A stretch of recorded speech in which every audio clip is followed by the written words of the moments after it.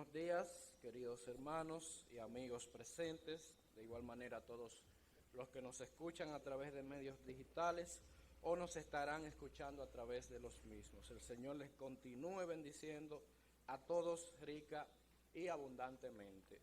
Yo quisiera, mis hermanos y amigos, que me acompañasen a leer en la carta a los Colosenses. Vamos a leer allí. Carta a los Colosenses,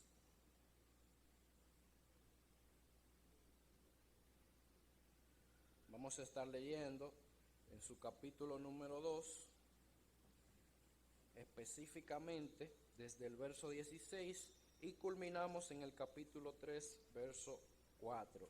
Colosenses 2, 16.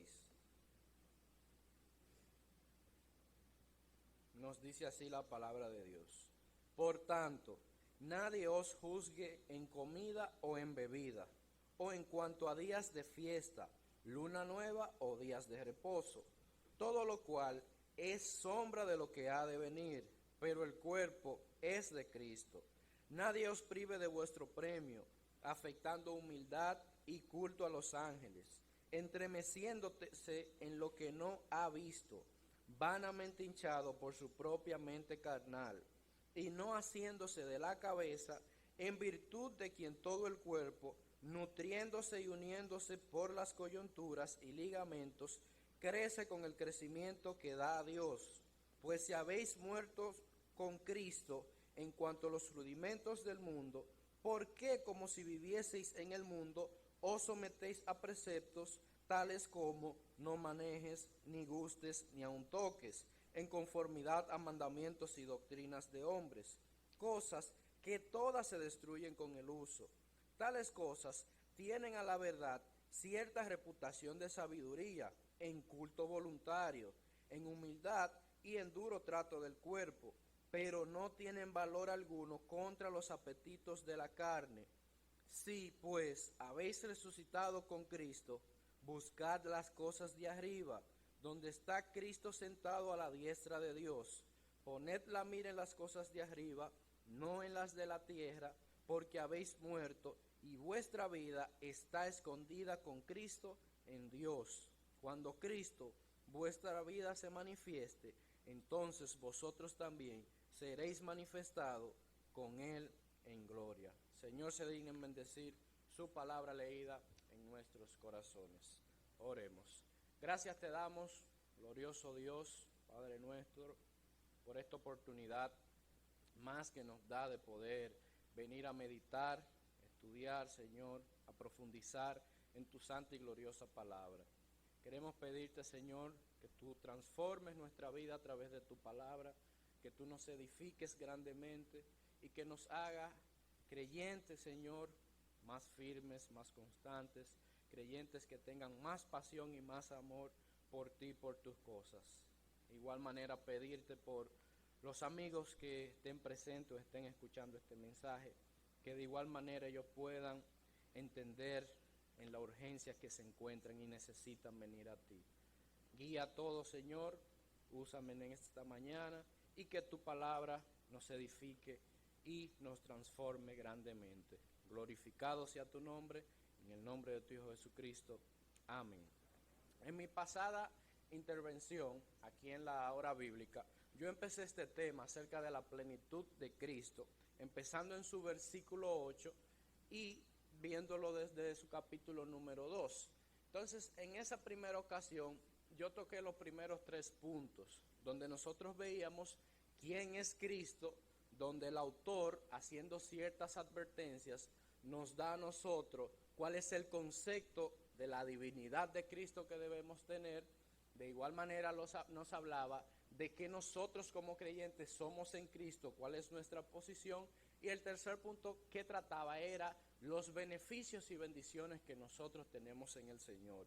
Veíamos desde el verso 8 en esa ocasión hasta el verso 15, donde el autor va trabajando estos 3 puntos que nos ayudarían a entender qué es la plenitud de Cristo y nos exhortarían a eso, a ser plenos en el Señor.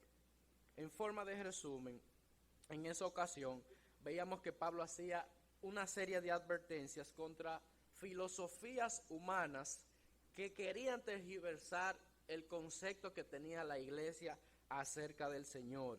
Y muchas veces querían también darnos otro concepto sobre la suficiencia del sacrificio del Señor Jesucristo.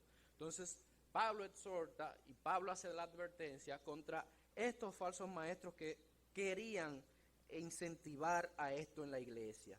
En esta ocasión pudimos nosotros haber quedado encantados específicamente cuando desde el verso número 10 hasta el verso número 15 empieza a decirnos todas esas maravillas que tenemos en el Señor como creyentes y todas las cosas que Dios ha hecho a nuestro favor. Pudimos haber quedado estupefactos viendo, wow, cuántas cosas el Señor nos ha dado, cuántas cosas nosotros podemos tener en Él. Pero en esta ocasión vamos a completar ese asombro que tuvimos en esa ocasión al ver la grandeza de Cristo, viendo también qué advertencias nos hace el autor contra cosas que atentan contra la plenitud en Cristo, y de igual manera cuál debe ser nuestra actitud como creyentes que ya somos plenos en el Señor Jesucristo. Y hoy vamos a terminar este tema de la plenitud de Cristo tratando esos dos puntos. Primero, cuáles cosas atentan contra esa plenitud en el Señor, y en segundo lugar vamos a ver cuál debe ser nuestra actitud como creyentes, que debido a todas esas cosas que el autor nos está narrando que tenemos en el Señor, ya por automático el creyente debe vivir una vida plena en el Señor Jesucristo. Y este primer punto lo vamos a estar viendo desde el verso 16 hasta el verso 23, donde aquí se nos va a hablar de ritos y restricciones que atentan contra esa plenitud en el Señor. En este punto el autor va a narrar una especie de mezcla entre legalismo, ritualismo, asceticismo y un sinnúmero de cosas que en vez de muchas veces hacernos disfrutar las cosas que tenemos en el Señor, nos limitan grandemente, y eran medios que usaban los mismos falsos maestros para lograr los objetivos que ellos tenían. Entonces, aquí vamos a ver una serie de puntos y una serie de advertencias que nos van a servir de mucho y nos van a ayudar a entender y hacer mejorar nuestro discernimiento sobre las cosas que sí van en conforme a la palabra de Dios y sobre cuáles cosas yo puedo decir, no, eso no va conforme a la palabra de Dios. Y en primer lugar, aquí veíamos que muchos maestros querían imponer reglamentos conforme a la ley mosaica en cuanto a dietas, celebraciones, ceremonias, como bien podemos ver aquí en estos versos ya leídos, cosas que fueron sombras que apuntaban hacia el Señor Jesucristo, pero que los cristianos no tenían ese deber establecido de cumplir esta serie de ceremonias, de ritos, pero ellos querían imponer esto. Y para entender un poco más este punto que les hablo, quiero que vayamos a Hebreos. Vamos a leer 2 versículos en Hebreos. Hebreos, en primer lugar, en su capítulo 8, vamos a leer el verso 5.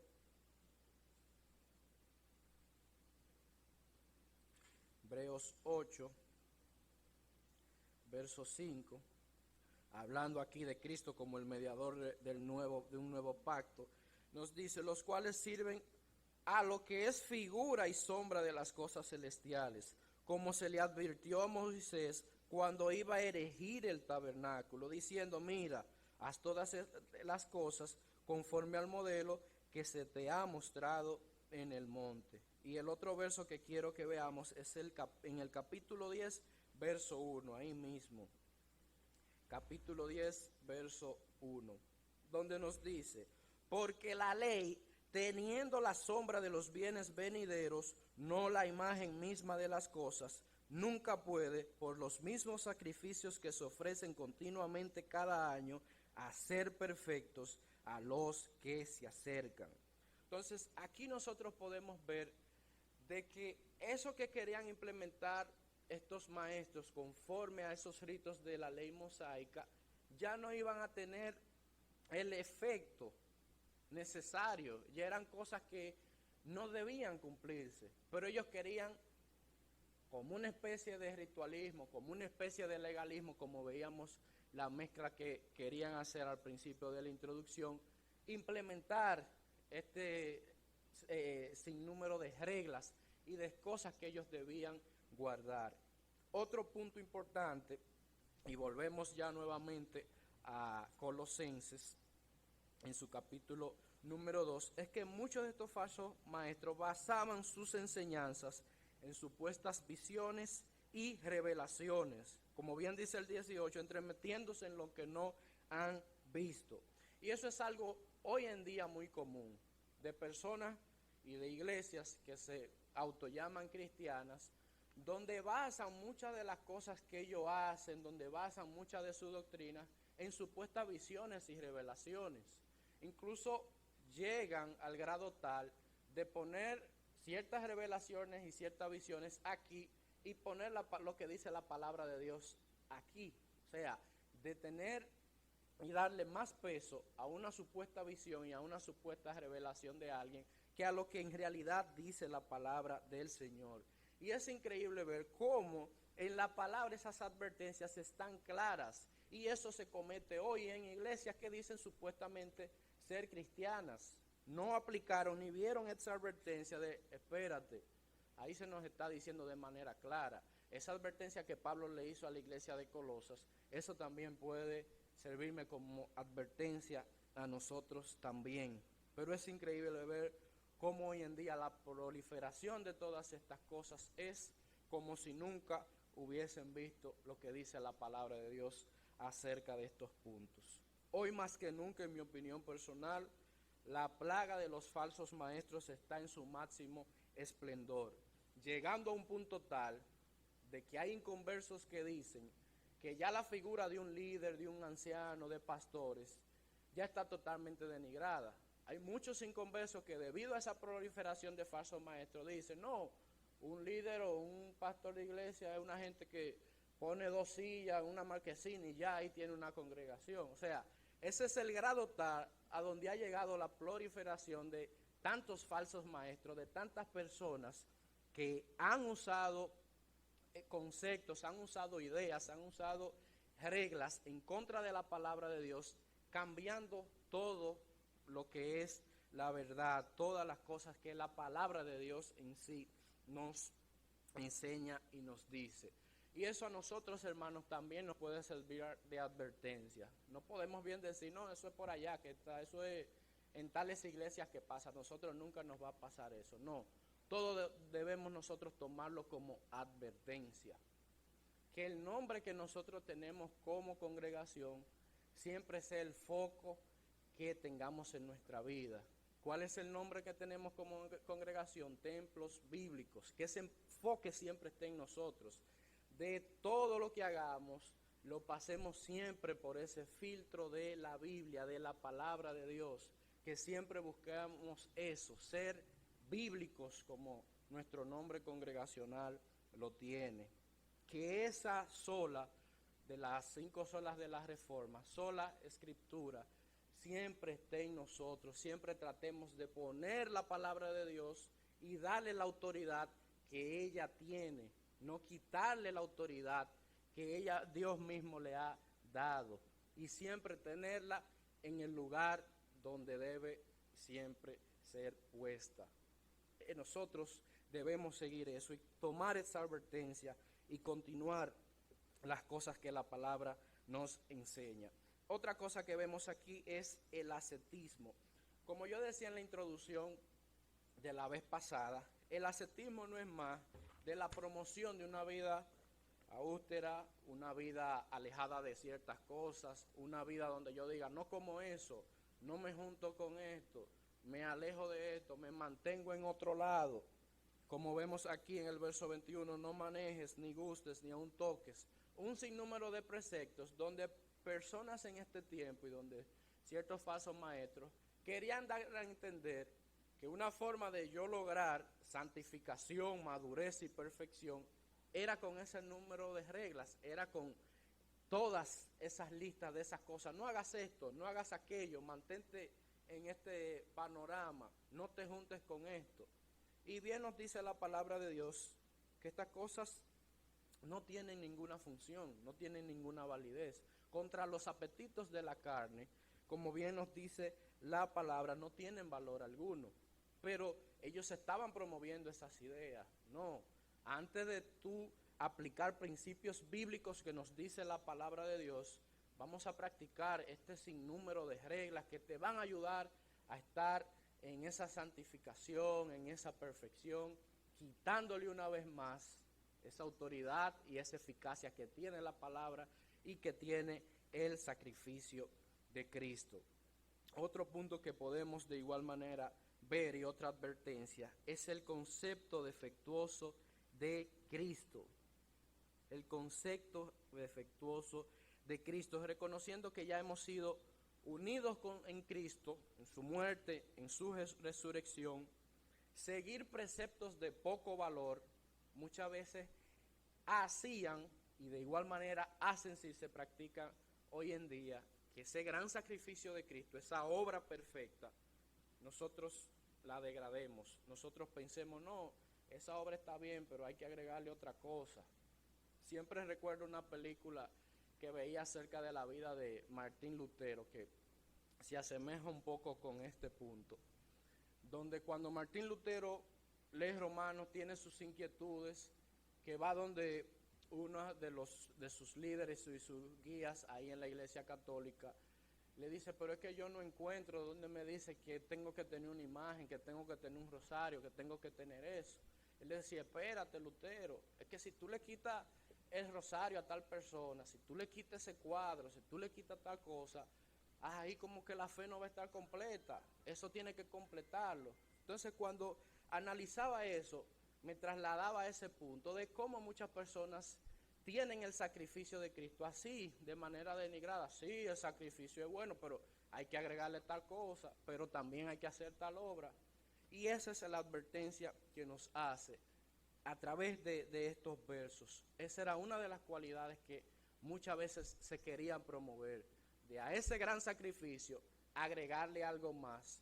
Y ya lamentablemente cuando le agrego algo más es porque mi concepto acerca de Cristo y su sacrificio no está bien. Mi concepto de Cristo y su sacrificio no está en mi mente, que ya eso es completo. Así que esa advertencia también se nos hace aquí. Otro punto que podemos ver a través de todas esas reglas que querían promover es el fingimiento de consagración. ¿Qué pasa?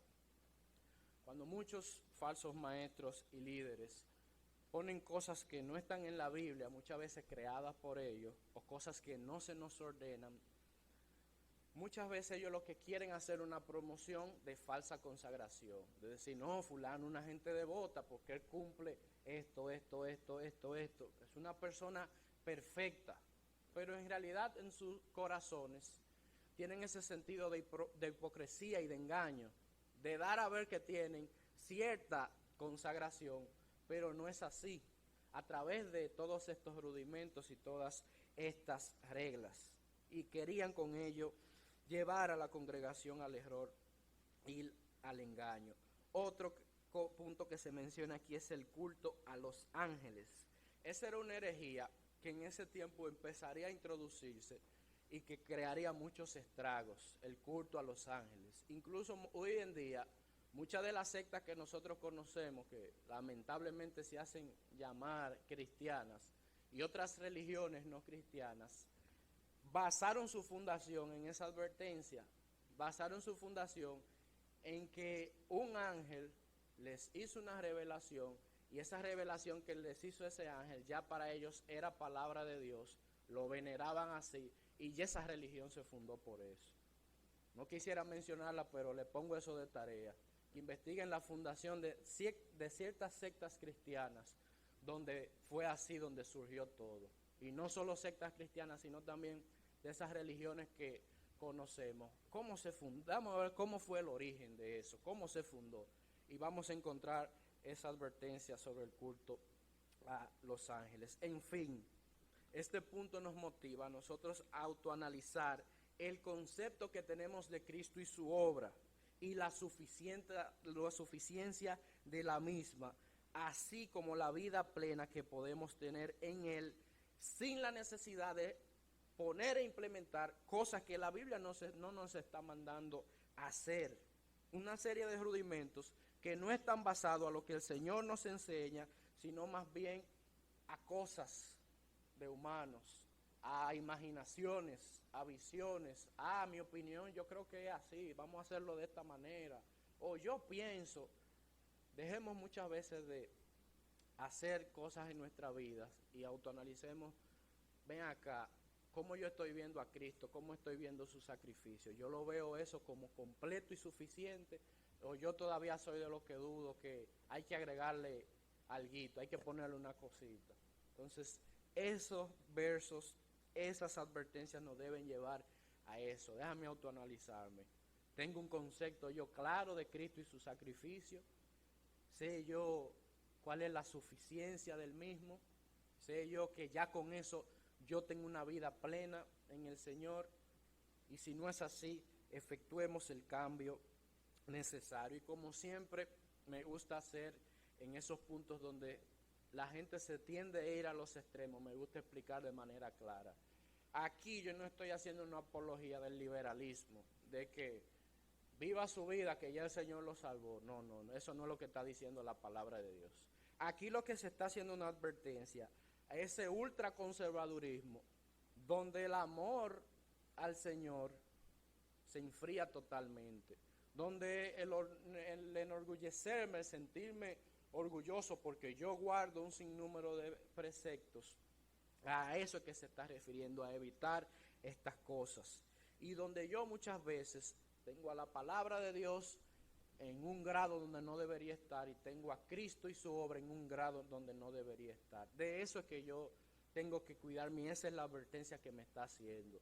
No es, no guarde nada y sigue tu vida porque el Señor ya te salvó. No es eso que se está refiriendo y me gusta siempre dejar esos puntos claros. Incluso hay personas que cuestionan lo que es la salvación por gracia y dicen, personas claro, inconversas, y dicen, ven acá, ¿cómo ustedes se aseguran de que si yo digo, sí, yo me arrepiento, me convierto y me entrego al Señor, yo no voy a hacer eso y voy a seguir mi vida normal y voy a seguir viviendo y haciendo y deshaciendo?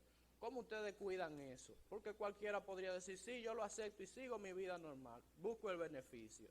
Y quien dice eso es porque no tiene un concepto claro, ni sabe lo que es la gracia de Dios. No sabe lo que es de una persona que se está perdiendo y va a un infierno y a una condenación que no merece perdón alguno, y el Señor en su misericordia y su amor lo salvó. No se está dando cuenta que es una persona que no merecía amor porque se rebeló y rompió la ley de Dios, y Dios en su infinito y su incondicional amor lo rescató. Ese concepto no lo tiene claro, porque quien sabe y quien entiende lo que es esa gracia de Dios, yo no merecía nada y Él me dio tantas cosas sin merecerlo, no es verdad que eso va a provocar en mí de que no, yo lo voy a aceptar y sigo mi vida. No, a yo entender lo que es la gracia y la misericordia y el amor de Dios, solamente me va a quedar una cosa, venir postrado delante de Él y decirle, Señor, perdóname por mis pecados, entrego mi vida por completo a ti, porque las cosas que tú has hecho, tu gracia inmerecida, es algo que la mente humana muchas veces no puede ni siquiera concebir.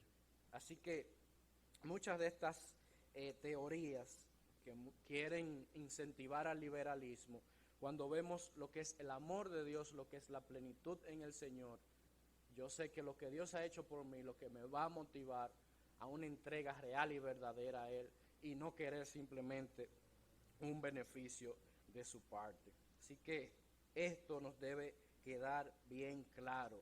Estos estorbos, como bien mencionábamos en este punto, estos obstáculos a vivir la vida plena en el Señor, que atentan contra mi libertad cristiana y descontextualizan a Cristo y a su obra, yo debo dejarlas a un lado. Esas advertencias yo debo tenerlas claras y autoanalizarme conforme a la palabra de Dios. Leemos el segundo y último punto de el segundo punto de hoy, el último punto del tema, desde el verso 3 hasta el verso 4. Dice: si pues habéis resucitado con Cristo, buscar las cosas de arriba, donde está Cristo sentado a la diestra de Dios.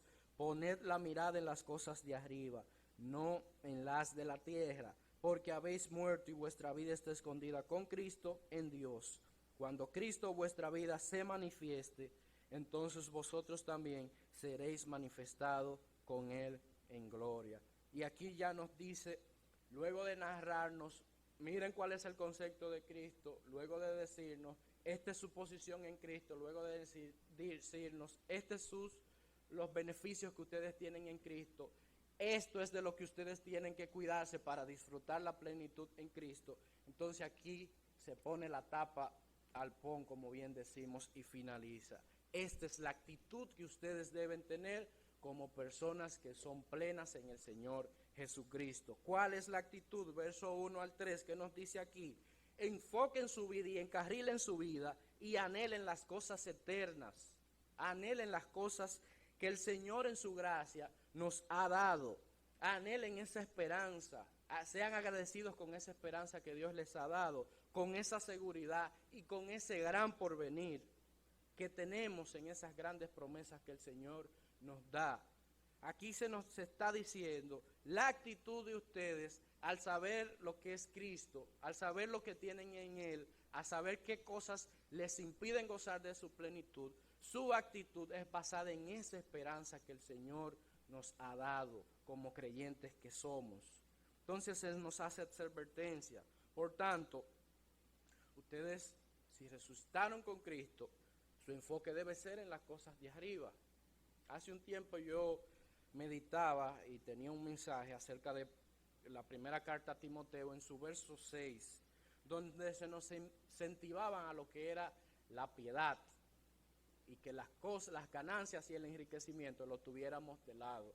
Y se conecta precisamente con esa misma exhortación. Y quisiera que la veamos nuevamente ahí mismo en primera de Timoteo, capítulo 6, y leer el verso 6 y el verso 10 solamente.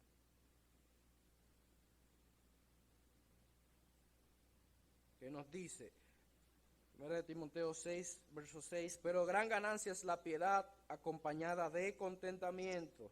Y el verso 10, porque raíz de todos los males es el amor al dinero, el cual codiciando algunos se extraviaron de la fe y fueron traspasados de muchos dolores. Estos versos nos pueden ayudar a entender que lo más importante en la vida de un creyente es esa vida de piedad, esa vida que agrada y glorifica al Señor, y no tanto las cosas terrenales. Esa es la advertencia que nos hace: enfóquense en las cosas de arriba. Muchas veces el mundo nos envuelve tanto en su sistema que nos pone en una burbuja tal donde yo me siento cómodo ahí, donde yo no estoy pensando ni en esperanza, ni que el Señor viene. Incluso a veces, y yo quisiera que usted hiciera personalmente ese ejercicio, a veces usted le pudiesen preguntar, aquí en la congregación no, porque aquí cuando se pregunta, ¿usted quiere que el Señor venga hoy? Todo el mundo dice, sí, amén. Pero imagínese en un momento, no aquí, en su casa, que le haya ido bien en el trabajo o esté disfrutando de una comida, una cena o en cierto momento, y que le pregunten eso, ¿usted quiere que el Señor venga ahora? Son muchos los que lo dudan y dicen, si él pudiera esperar un ratico, venir en unos días más, o no ahora precisamente. Entonces, yo les digo que hagan ese ejercicio y se autoanalicen. Yo estoy anhelando verdaderamente la venida del Señor. Yo soy de los que deseo, no, si es hoy, ojalá fuera hoy, como veíamos en el himno. O que si fuera hoy. Eso es lo que estamos esperando. Entonces, esa es la exhortación que se nos hace. Esa debe ser la actitud del creyente. Usted debe estar expectante en su Señor, anhelando que ya venga hoy, que ojalá fuera hoy. aquí apunta perfectamente en el verso 4 a eso antes dicho, a esa venida gloriosa de nuestro Señor, que debemos esperarla y desearla constantemente. Que ese sea nuestro cantar de siempre. Señor, ojalá fuera hoy. Señor, oh que si fuera hoy. Mientras vida tengamos siempre, diariamente, tengamos ese anhelo por su venida. Así que este último punto nos dice de manera llana y directa, enfóquense en las cosas que tienen el valor eterno y dejen las cosas materiales. Enfóquense en las cosas que durarán para siempre, en las cosas que glorifican y agradan al nombre del Señor, y dejen en un segundo plano las cosas que no le durarán para siempre, las cosas que son pasajeras. Y aquí vuelvo y hago el punto, porque muchas veces tendemos a irnos a los extremos, como el liberalismo también. Y usted bien podría decir, ay, ¿qué quiere decir eso? Yo vendo todo y me siento a esperar al Señor ahí, ya. Eso es lo que quiere decir. No, eso no es lo que está diciendo. Ahí lo que le está diciendo es que usted tiene que tener un orden de prioridades en su vida y un orden de anhelos y de amor en su vida. Las cosas terrenales no pueden estar en primer lugar y las cosas celestiales después, no. Lo primero deben ser mi mente en las cosas de arriba, porque yo sé de manera clara que lo que es el trabajo, lo que es el estudio, lo que es ese sinnúmero de cosas en las cuales yo me desenvuelvo en el mundo, son medios para yo glorificar al Señor. Son medios para yo honrar a mi Señor con mi trabajo, con mis estudios, para ayudar en su obra. Y Pablo mismo hacía esa advertencia en Tesalonicenses. Eso que decía, no, vamos a dejar de trabajar, vamos a esperar al Señor que venga. No, decía, el trabajo es una manera de yo glorificar al Señor y yo de igual manera ayudar en la obra y en la congregación. Así que aquí no está dejando a un lado o diciéndonos váyanse a ese extremo y dejen todo lo material, no, sino que incluso con esas cosas materiales yo debo glorificar al Señor, que mi prioridad debe ser el Señor, y en el segundo plano donde yo me desenvuelvo, también con eso yo glorifique al Señor. No esa vida que a veces se propone, de que hay una vida secular y una vida espiritual, no. Nosotros como creyentes tenemos una sola vida y con todo lo que hacemos glorificamos el nombre de nuestro Señor.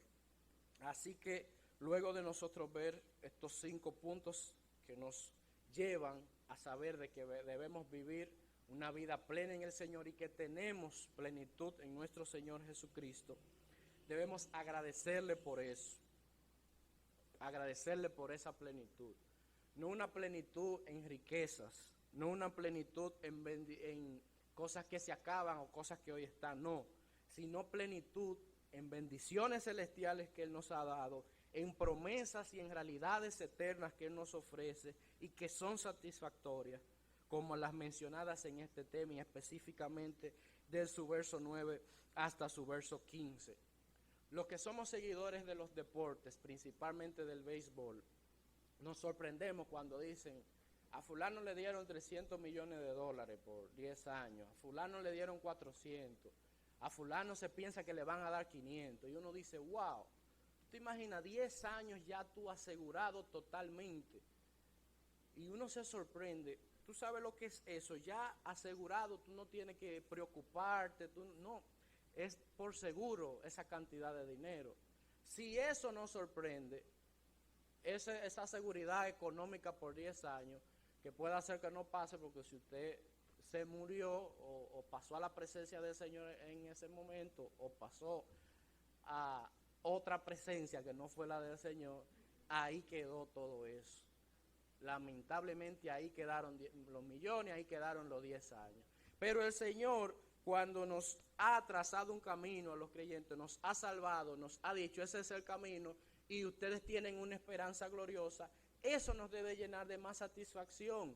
Al yo saber, no es un contrato de 10 años, ni son 400 millones que se pueden ir, lo puedo perder, lo puedo botar, no, son cosas eternas que el Señor me ha dado. Son cosas que no se van a acabar de pronto, o cosas que si fulano me engañó, ahí se me fue, o que si no me aseguré bien y pasó una catástrofe, ahí perdí todo. No, es algo seguro y es algo eterno lo que el Señor nos ha dado y lo que el Señor nos promete. Entonces, mis hermanos, que lo material las cosas terrenales no nos sorprendan tanto, que nos sorprendan más las cosas celestiales y las cosas que el Señor ha hecho a través de ese sacrificio de Cristo. Así que, hermanos, solamente nos queda una cosa. Si nos está diciendo la palabra que tenemos plenitud en Cristo, vamos a gozar esa plenitud que tenemos en el Señor. Vamos a vivir gozosos, agradecidos con nuestro Dios. Vamos a vivir en cada momento alegre, dándole la exaltación y la honra que Él merece.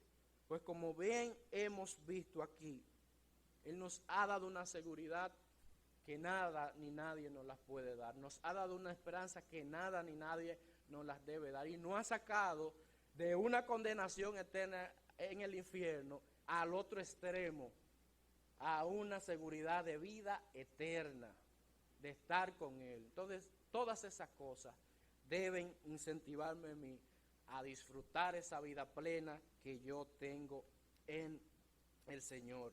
Y al amigo que está presente y nos escucha, aquí te estamos ofreciendo un camino no de tristeza ni de amargura, no, un camino de gozo como lo hemos visto, un camino de felicidad, un camino de seguridad y no de inseguridades. Y ese es el camino que te lleva al Padre y que, como bien dice la palabra, es solo a través de nuestro Señor Jesucristo.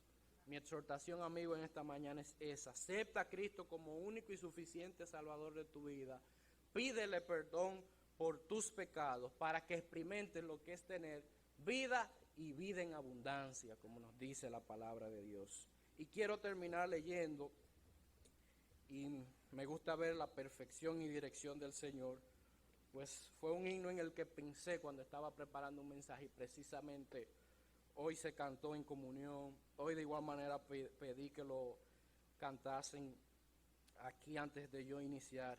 Y quisiera no cantar para no hacerles ese daño, sino más bien recitar estas palabras que dice este himno para que pensemos qué concepto estamos teniendo de nuestro Señor, qué cosas nos están desvirtuando en nuestra concentración en Él, y si estoy yo teniendo esa esperanza y ese anhelo glorioso en su venida. Y como bien nos dice, oh que si fuera hoy, para reinar con poder y amor, oh que si fuera hoy, ya por su iglesia viene esta vez, purificada en su grande amor, del mundo por la redondez, oh que si fuera hoy. Gloria, gloria, gozo sin fin traerá.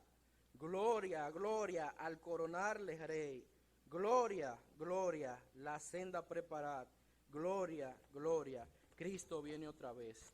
Terminará el poder de Satán, ojalá fuera hoy. No más tristeza aquí verán, ojalá fuera hoy. Todos los muertos en Cristo irán, arrebatados por su Señor. Cuando estas glorias aquí vendrán, ojalá fuera hoy. Fieles y leales nos debe hallar, si Él viniera hoy. Todos velando con gozo y paz, si Él viniera hoy. Multiplicadas señales hay, en el oriente se ve el albor. Ya más cercano el tiempo está, ojalá fuera hoy. Señor le continúe bendiciendo.